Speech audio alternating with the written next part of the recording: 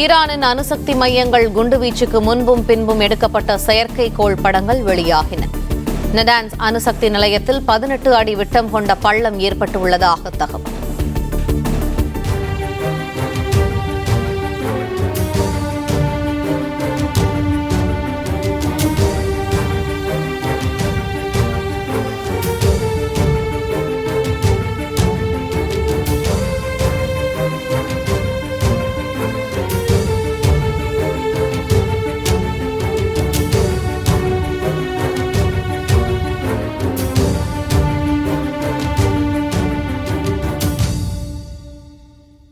Play store மற்றும் app ஸ்டோரில் இருந்து பாலிமர் செயலியை QR கோடு மூலம் பதிவிறக்கம் செய்யுங்கள்.